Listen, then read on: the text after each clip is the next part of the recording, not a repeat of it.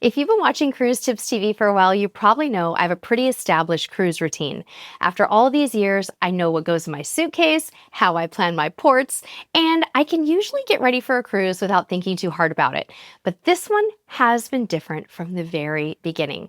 I've caught myself changing the way I shop, the way I pack, the way I book excursions, and even the way I'm thinking about the whole trip. And it made me realize that even after more than a decade of cruising, every once in a while, a trip comes along that just pulls you out of your comfort zone in the best possible way. So today I thought I'd take you behind the scenes and show you why I'm preparing so differently this time. And I'd love to hear if you would have made some of the same choices. So the cruise is an Oceania voyage from New York to Iceland, with stops in the Canadian Maritimes along the way. It'll be my second time sailing with Oceania, but almost everything else about this itinerary feels brand new to me. Now, one of the reasons I'm so excited is that I genuinely don't know what to expect. I've never been to Iceland before, and while I have visited the Canadian Maritimes, it was almost 20 years ago, you guys. It honestly feels like I'm going somewhere completely new all over again, and I think that's part of what is making this trip feel so exciting for me. It's reminding me of what it felt like years ago when every cruise itinerary was full of places I'd only dreamed about seeing. Now I'm curious, have you ever gone back somewhere after 20 years and realized it almost felt like your first visit again? Let me know, because I have a feeling that's exactly what's about to happen to me. Another thing I'm really looking forward to is sailing out of New York. Now I haven't done that in years, and ever since I booked this cruise, I've been picturing that sailaway past the Statue of Liberty. Some moments are just totally iconic, and I have a feeling that that sailaway is going to be one of them. If you've sailed from New York before, tell me your favorite place on the cruise ship to watch sail away and the favorite things that you have seen from the deck of the ship, because I definitely don't want to miss out on everything. I'm also approaching this cruise a little differently because I'm giving myself permission to really lean into the Oceania food experience. One of the things that this cruise line is known for is its culinary program. And instead of rushing from one thing to the next, I really want to enjoy that part of the cruise. I've even signed up for one of their cooking classes, which is something that I've wanted to do for a very long time. I spend so much of my cruises filming, you guys, and making sure that I capture everything for all of you. But this time, I want to make sure I actually slow down enough to experience it too. And I have plenty of time because this is a 2-week cruise. Now, I want to know, would you take a cooking class on a cruise?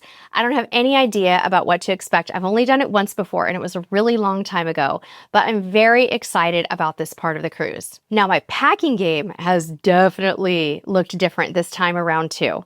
Now, I'm still trying to travel light with one checked suitcase and one carry-on bag, but the real challenge has been packing for Iceland. Everything I've read has said to expect changing weather, wet conditions, like uneven ground.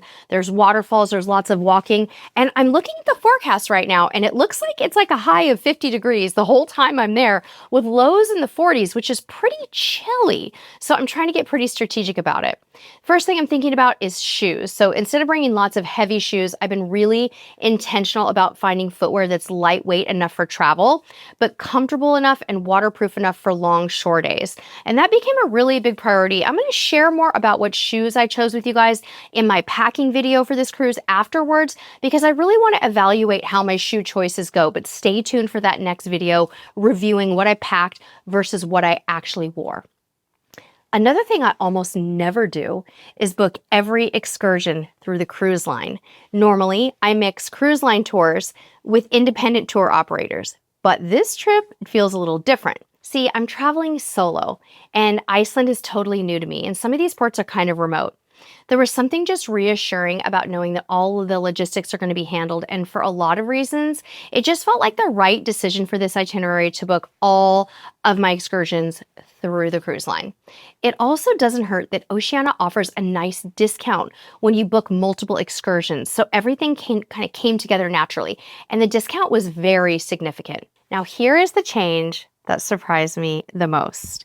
As many of you guys know, I'm an Amazon shopping girly. I mean, I buy a lot of my travel clothes, this top included, because it's easy. I buy them on Amazon because it's easy, right? It's convenient, and I usually know exactly what I'm looking for. But on a recent trip that I took with my son out of state, we decided to go thrifting and we wandered into a Goodwill thrift store. And I found, you guys, the most beautiful sweaters and tops. These are not just nice sweaters. These were the kind of cozy, well-made sweaters from brands I already love that practically screamed Iceland. They just felt right for this trip, so I stocked up, you guys, on my thrifting trip. They're warm, they're timeless, some of them are kind of bright, and they're honestly probably better quality than anything I would have ordered online. I wasn't expecting that to become one of my favorite parts of preparing for this cruise, but it really has been. And I'm going to be sure to share some photos in my packing videos in addition to what I just showed you.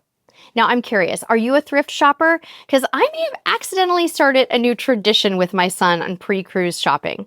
I know thrift shops vary wildly, but we got really lucky this particular time that we went shopping. Maybe nobody wanted to buy sweaters in the summertime or something. I don't know. One thing that I didn't have to think about at all, though, on this particular cruise is formal night. Since Oceania doesn't have traditional formal nights, I never had that moment where I stood in front of my closet wondering, which dress should I pack? And do I really have to pack those fancy shoes that I'm only going to wear once or twice? That always really kind of gets to me. The formal shoes take up so much space. So I'm still bringing clothes that I'll enjoy wearing to dinner. And there's nicer ones, like the dress code on Oceania is country club casual. So there's no jeans in the dining room, but I can wear basic dresses. It feels nice knowing that I don't have to dedicate valuable suitcase space to something I'll probably just wear for a couple of hours, like formal night shoes. I think the biggest change, though, has actually been how I'm thinking about the trip. Usually, I plan around the ports first, and then I kind of figure out what I'm going to wear. This time, I kind of did the opposite. The weather became the starting point for everything because I'm going to 2 different climates.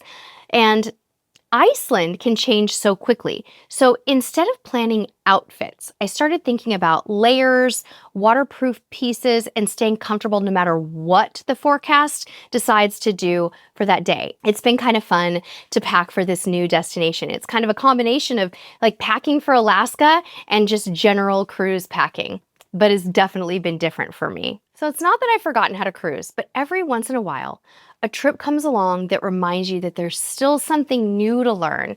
And that whole process has just felt so invigorating and exciting for me. And I just couldn't help but share it with you guys. A new destination, a different pace, a new way of preparing and packing, and a chance to kind of step outside of my normal routine. And I think that's exactly why I'm so excited for this cruise.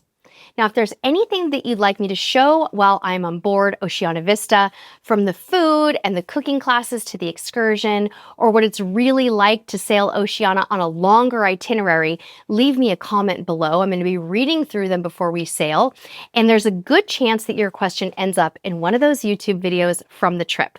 And if you're excited about this adventure as I am, make sure that you're subscribed and follow me on Instagram and Facebook for daily stories, because I have a feeling this series is going to be something really special. Until next time, I'll see you on the high seas.